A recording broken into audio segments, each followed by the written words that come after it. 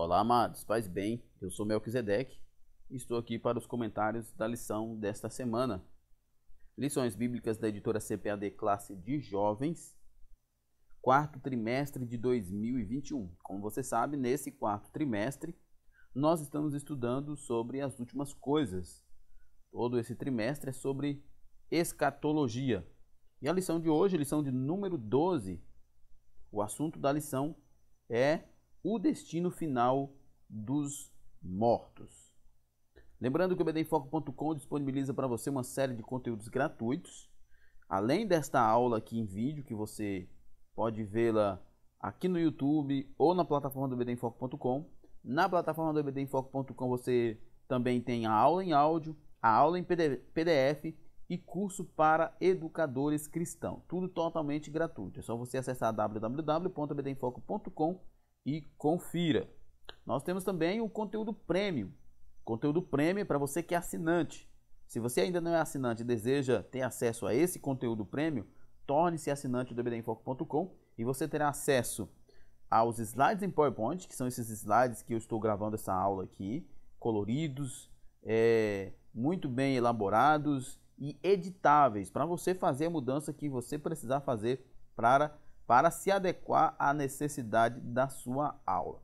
Nós temos, além dos slides em PowerPoint, cursos diversos, estudos e sermões em PDF e o curso básico de teologia. Então acesse www.bdenfoco.com, torne-se assinante do bdenfoco.com e tenha acesso a toda essa série de conteúdos. Lembrando que você também pode receber subsídios gratuitos pelo WhatsApp. Você mande uma mensagem com o seu nome e sobrenome para esse número que está aqui na sua tela, né? 94 é o DDD 984092869 e o bdenfoco.com estará retornando para você. Muito bem, nosso texto do dia se encontra em Hebreus, capítulo 9, verso 27, diz: E como aos homens está ordenado morrer uma vez, vindo depois disso o juízo. É claro, esse texto está dentro de um contexto, né?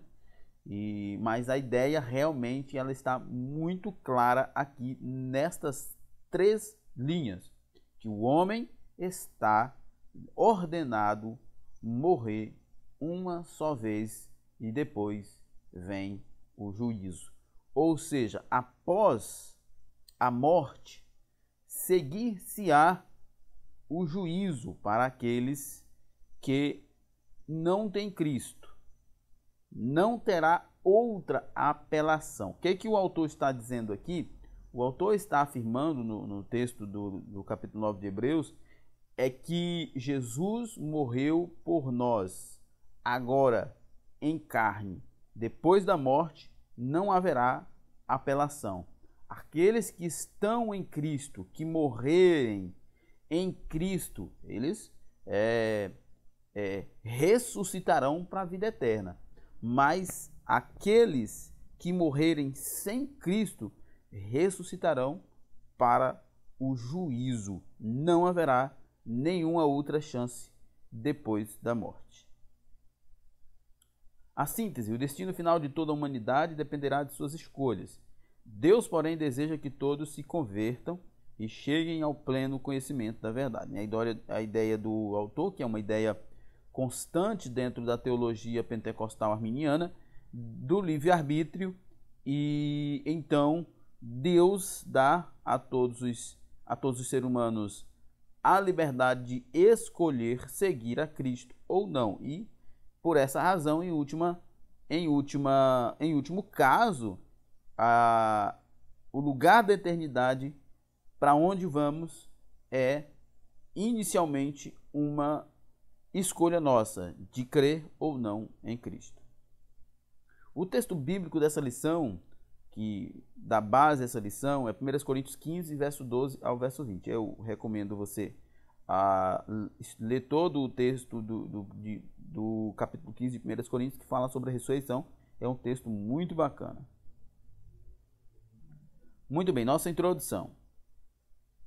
A palavra de Deus descreve o estado final dos ímpios e também dos justos, né? Uma vez que há ímpios e justos, e há um fim, a Bíblia, muito coerentemente, ela descreve o estado final de ambos, tanto dos justos quanto dos ímpios.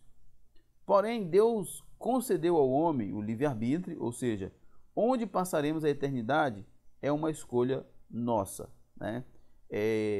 Como eu acabei de falar, é uma crença da teologia arminiana, do livre-arbítrio, que nesse caso, né, como eu já contei aqui outras vezes, aquela parábola do jovem que cometeu um crime, foi preso, e um dia o prefeito daquela cidade se vestiu de pastor, fez uma carta de liberação para ele, né, de perdão para ele, uma carta de perdão, colocou dentro da Bíblia e foi fazer uma visita. Chegou lá ele muito irritado, né, tomado pela mágoa, pelo ódio, pela fúria, não quis receber aquele homem. E então, quando aquele homem foi embora, porque ele xingou e tudo, aquele homem foi embora, o delegado chegou e disse para ele: moço, você sabe quem você expulsou daqui? Você expulsou daqui o prefeito da cidade, o único homem que poderia lhe dar o perdão. Ele tinha dentro daquela Bíblia uma carta de perdão para perdoar você. E aquele jovem então foi, né, levado à forca. E antes de cumprirem ali a sentença, ele pediu a palavra e disse que queria dar um recado a todos, especialmente para os mais jovens, que naquele momento ele não estava morrendo pelos pecados que cometeu, mas pelo perdão que ele rejeitou, né? Pelo perdão que esteve à porta dele e ele rejeitou por causa do coração voltado para a mágoa, para o ódio, para o rancor, enfim, voltado para aquilo que é ruim. Então a ideia basicamente arminiana é essa, né? Que Deus está aqui à nossa porta, nos oferecendo o perdão. E nós só não recebemos o perdão porque nós preferimos o mal ao invés de escolhermos Jesus. Seu nome significa céu e inferno. Infelizmente, muitos escolhem entrar pela porta espaçosa, o caminho mais largo, né, que conduz à perdição. Esse caminho pode até parecer ser o mais fácil, mas o final ele conduz à perdição. Por isso que Provérbios diz, né, que há caminhos para o homem que parecem bons, mas no fim conduz à morte. Então, aqui nesta vida nós precisamos estar muito atento quanto ao caminho que trilhamos. Na verdade, Jesus disse: eu sou o caminho, a verdade e a vida. Ninguém vem ao Pai senão por mim. Jesus está afirmando categoricamente ali que ele é o único caminho, que não são todos os caminhos que levam a Deus, apenas Jesus. Qualquer outro caminho que não Jesus levará a uma vida de condenação. Primeiro tópico: para onde vão os mortos? O enigma da vida e da morte. A vida não surgiu do acaso, mas pela ação de Deus. O Todo-Poderoso criou o homem e a mulher e colocou-os no jardim do Éden, pois ele havia estabelecido um maravilhoso projeto para a raça humana em que não havia angústia, sofrimento ou morte, né? Deus, então, como nós conhecemos a história da criação, Deus criou todas as coisas, criou o jardim, criou o homem e a mulher e os colocou ali para que eles, a partir do jardim, povoassem toda a terra com uma raça pura, uma raça sem a semente do pecado. Mas o homem pecou e depois disso tudo mudou.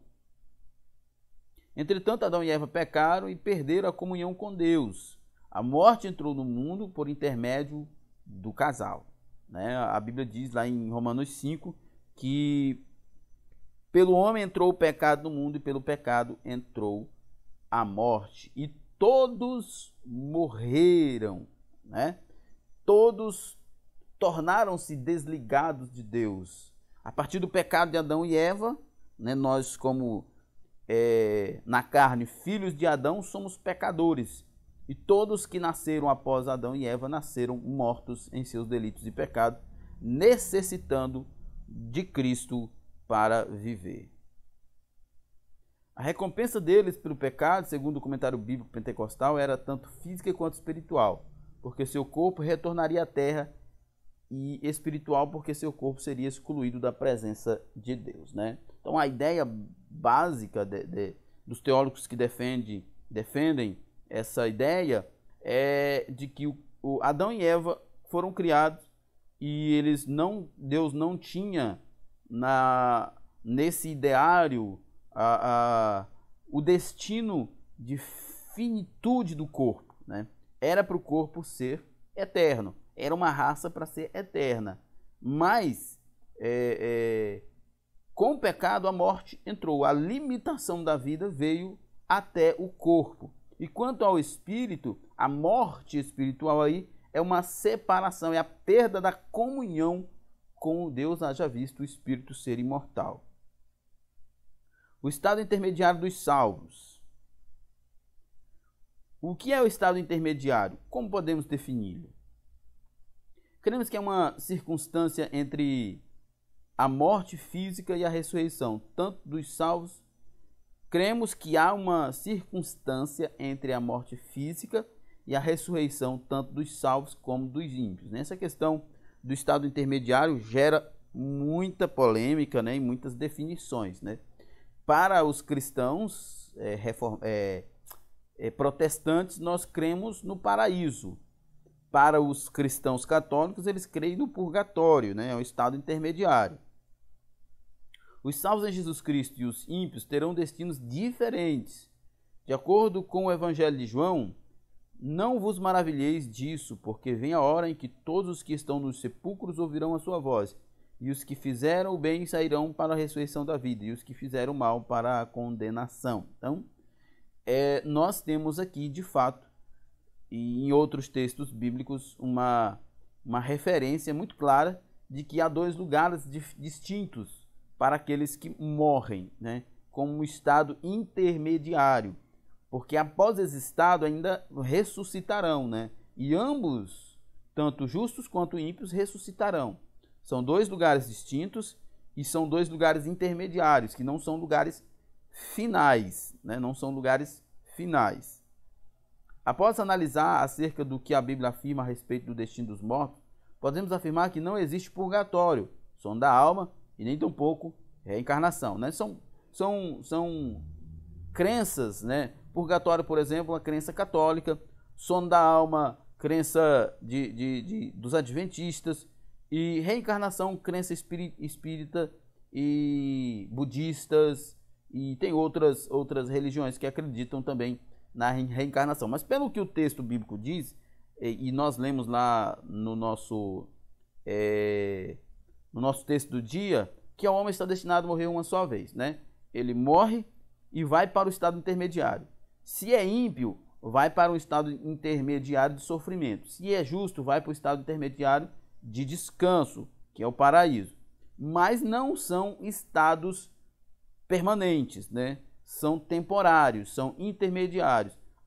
Num determinado tempo, eles ainda irão ressuscitar, tanto justos quanto não justos, para aí sim serem levados, né, mandados, destinados para seus estados terminais, né, que no caso do ímpio é o inferno, que é o lago de fogo, né, e do justo, que é o céu.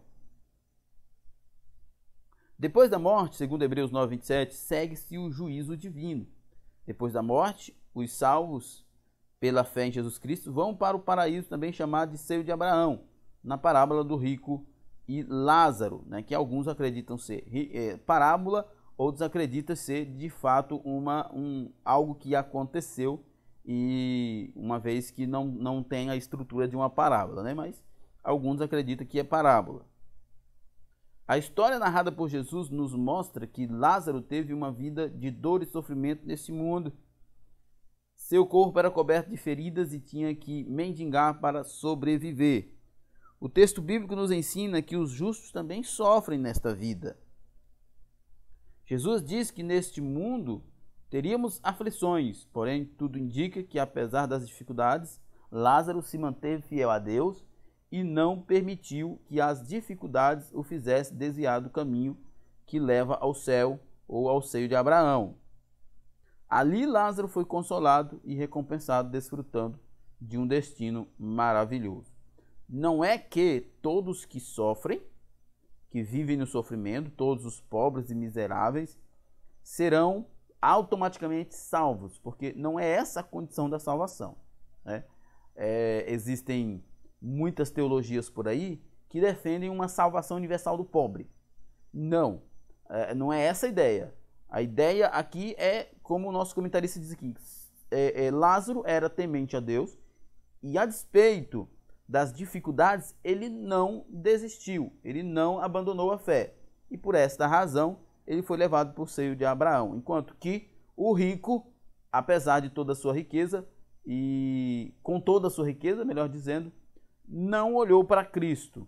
E por esta razão, foi levado para um lugar de tormento. O estado intermediário dos ímpios. O estado intermediário dos ímpios, igualmente, ocorre em plena consciência, inclusive acerca das coisas que acontecem na terra, né? Que, aliás, essa passagem bíblica de Lázaro e do rico aponta para essa ideia de consciência, né? Que o rico estava ali em tormentos e pede a Deus que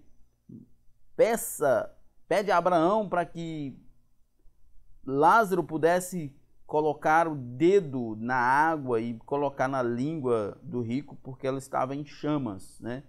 E de acordo com a conversa ali, Abraão responde dizendo que quem está de um lado não pode passar para o outro, e então o rico diz, então manda um dos mortos até a terra para avisar os meus muitos parentes, para que eles mudem as suas histórias de vida, para que eles não tenham o mesmo destino que eu. E então Abraão responde dizendo que lá tem a lei e os profetas, ou seja, tem a Bíblia sendo pregada, sendo anunciada, e não precisa de mortos para pregar o evangelho. Que se eles não ouvirem a Bíblia, não crerem na palavra de Deus, também não aceitarão nenhum morto. Então essa é a ideia de consciência. Tanto o justo estará consciente no seio de Abraão, tendo consciência inclusive do que aconteceu na terra, quanto o ímpio tendo consciência de tudo que ele viveu e do que está vivendo no lugar de sofrimento. Quando os justos morrem, são levados pelos anjos ao paraíso. Mas quando os ímpios morrem, eles vão imediatamente para um lugar denominado em grego de Hades, que é comumente traduzido como inferno. Só voltar aqui. Então, essa é a explicação de quais são os lugares, né? Paraíso e Hades, ou inferno, né? Que não são lugares permanentes. Inclusive, a gente usa muito o termo, vai para o inferno e vai perecer ou padecer eternamente no inferno. Não, não vão perecer eternamente no inferno. Depois do inferno tem a ressurreição, tem o juízo final, e então terá o lago de fogo. Esse sim é o final para o ímpio. Segundo tópico, ressurreição dos mortos. A esperança para um mundo desesperado. Corpos que nunca envelhecem, enfraquecem, param de funcionar, nem se deterioram. É isso que acontecerá com aqueles que ressuscitarão para a vida eterna. O fato de que Jesus ressuscitou e que nós um dia também ressuscitaremos é a nossa expectativa, né? Então, a doutrina da ressurreição, inclusive em 1 Coríntios capítulo 15, Paulo fala isso: se Cristo não ressuscitou, então é vã toda a nossa fé. Se Cristo não ressuscitou, ninguém mais também ressuscita. Mas se ele ressuscitou de verdade, então a nossa esperança é grande, porque assim como ele é, nós seremos, ou seja, incorruptíveis, corpos sem limites, corpos sem dores, corpos sem deteriorações, né? Corpos que não envelhecerão. Esses serão os corpos dos ressuscitados. Existe uma esperança de vida eterna para aqueles que entregam suas vidas a Jesus e procuram vivê-la segundo a sua palavra. Uma das temáticas principais dos ensinos e pregações dos apóstolos eram a ressurreição de Cristo. E esse tema da ressurreição de Cristo sempre foi um tema de consolo para os apóstolos. E também deve ser um tema de consolo para a igreja. Ao invés dos irmãos estarem extremamente preocupados com a morte, eles deveriam estar felizes com a ressurreição, porque a morte é inevitável. Todos nós, a não ser que sejamos arrebatados, passaremos pela morte. Mas devemos estarmos consolados, né? O professor pode explorar isso no seu ensino, que nós devemos estar consolados, e esse era o ponto importante na mensagem dos apóstolos quanto à ressurreição, que era um consolo, de que apesar do sofrimento, da morte, nós ressuscitaremos para Cristo. A promessa da ressurreição. No Evangelho de João, o Senhor prometeu que um dia nós ressuscitaremos, e eu ressuscitarei no último dia. Bem como a promessa da ressurreição também é afirmada pelo apóstolo Paulo, né? Nós temos aí, como eu acabei de falar, uma gama enorme de conteúdo sobre a ressurreição, e sempre a ressurreição foi algo que consolava os irmãos, e nós devemos sermos consolados por isso. Abraão, por exemplo, ofereceu Isaque porque considerou que Deus era poderoso para até dos mortos o ressuscitar. A ressurreição sempre foi um tema de consolo.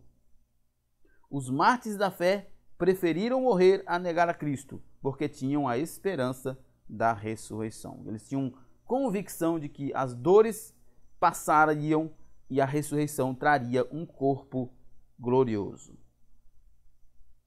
A morte da morte. No juízo final, o inferno entregará os mortos, ou seja, o Hades, né? O estado intermediário dos mortos, que estiverem ali. Todos os ímpios serão julgados de acordo com suas ações, né? Com seus pecados. Segundo Apocalipse 20, verso 14, e a morte e o inferno foram lançados no lago de fogo. Esta é a segunda morte, né? Então, o lago de fogo, né?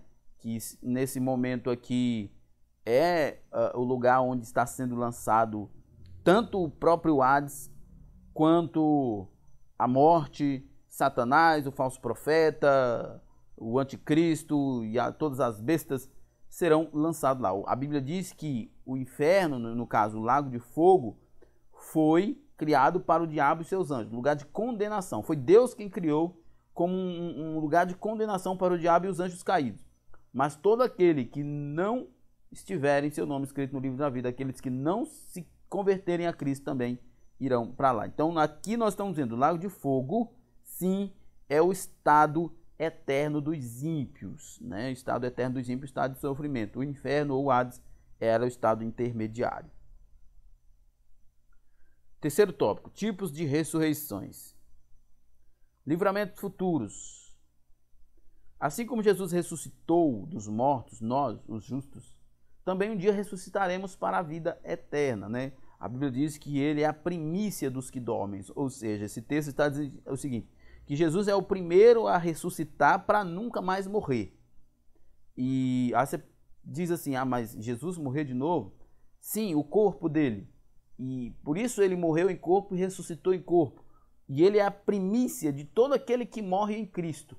De que após a ressurreição, o corpo nunca mais morrerá, né? Nossa crença na ressurreição não é uma crença vaga.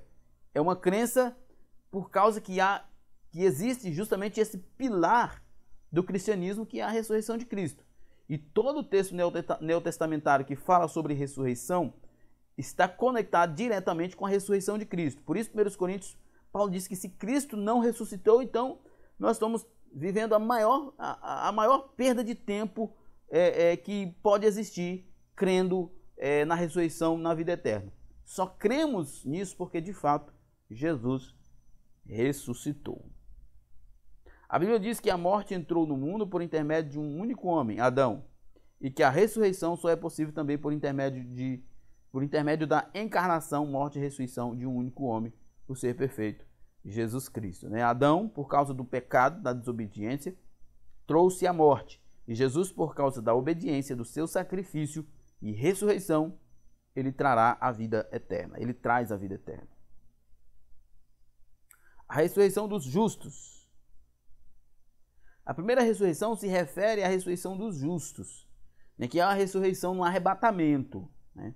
Nós temos esses dois tipos qualitativos de ressurreição, que é a ressurreição primeiro, que é a ressurreição dos justos, né? Essa ressurreição, Paulo diz lá em Tessalonicenses que quando Jesus voltar, os que estiverem vivos não precederão os mortos, porque os mortos ressuscitarão primeiro e depois os que estiverem vivos serão transformados. Então, a primeira ressurreição é a ressurreição dos justos e ela começa no arrebatamento da igreja.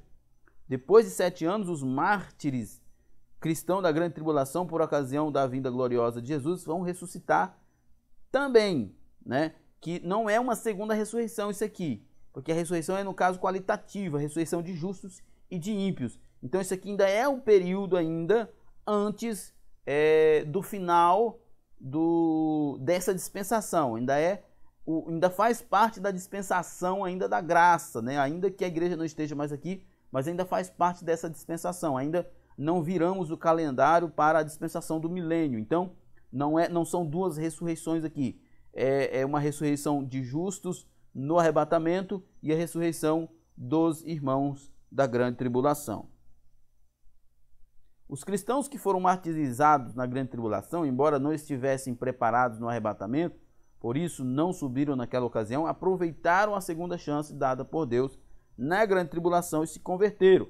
Agora, porém, entrarão definitivamente com o Senhor. O clamor da parte deles será respondido, né?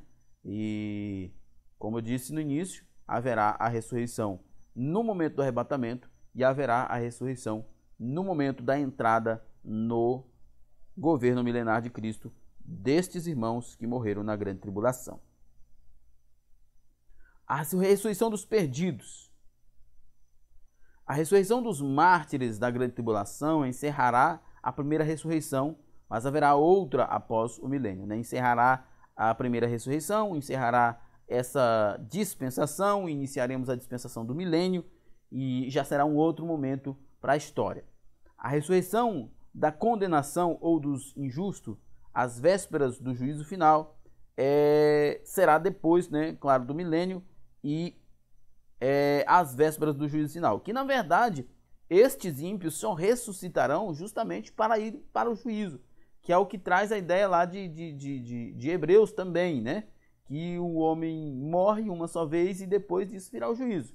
Ele ressuscitará para o juízo, né? O ímpio ressuscitará para o juízo, diferente do justo, que ressuscitará para o milênio, para o governo com Cristo no milênio, depois do milênio o estado eterno com Cristo. Mas o ímpio, ele só ressuscitará para ouvir a sentença de condenação dele, até porque o juízo final é, na verdade, um tribunal de leitura de sentença e não um tribunal de julgamentos, né? Porque não haverá apelação ali, não haverá advogado de defesa. O advogado de defesa que nós temos hoje, que é Jesus, naquele dia será o próprio juízo, então é a leitura de sentença, não há apelação para quem estiver ali naquele tribunal. Nessa ocasião, os maus, à exceção da trindade ou tríade satânica, ressuscitarão para comparecer perante o Senhor no trono, no grande trono branco, né? Claro, a tríade satânica já vai estar no lago de fogo e enxofre. E os mortos que estavam no Hades, né, que estavam no estado intermediário, eles então ressuscitarão, estarão diante de Cristo para se cumprir ali, todos se curvarão, se prostrarão diante dele, então receberão suas sentenças e também serão lançados junto com Satanás, o falso profeta e o anticristo. Nossa conclusão: você decide onde passará a eternidade. Quanto à vida eterna, não é possível assumir uma posição de neutralidade. Ou amamos a Deus ou amamos ao mundo. Ou nos submetemos a Deus, ou vivemos segundo a carne. Ou servimos a Deus ou ao diabo. Conta-se uma parábola de um homem que está em cima de um muro e de um lado está Jesus, do outro lado está o diabo. E Jesus então faz vários convites, né? Como diz lá em Mateus 11, 28, vinde a mim, você que está cansado, sobrecarregado, e eu vos aliviarei. E Jesus faz uma série de convites para ele, para que aquele homem descesse do muro e seguisse Jesus. E o diabo do outro lado está então calado, né? Não faz nenhum tipo de oferta. E aquele homem então vira para o diabo e diz: por que você não me faz nenhum tipo de oferta? Por que você não me faz nenhum tipo de convite? Aí o diabo diz assim: porque o muro é meu. qualquer atitude de neutralidade, qualquer atitude de indecisão, de ficar em cima do muro, já é do diabo. Então, com relação à vida eterna, você tem que definitivamente decidir estar do lado de Cristo. É só isso que vai livrar você da condenação. Porque qualquer outro tipo de comportamento já pertence ao diabo. Hoje temos o direito de escolher qual caminho desejarmos. Qual caminho desejamos? O caminho estreito, que conduz à eternidade ao lado de Cristo, ou o caminho largo, que conduzirá à morte. Então, com a nossa consciência, com a nossa inteligência, o Evangelho está sendo pregado e nós temos que fazer essa decisão. Nós temos que fazer essa decisão, sim. Hoje você quer Cristo com o céu, ou você quer os prazeres deste mundo e a recompensa será a morte eterna. Muito bem, chegamos ao final então do nosso comentário. Que Deus em Cristo nos abençoe e até a próxima. Paz e bem a todos.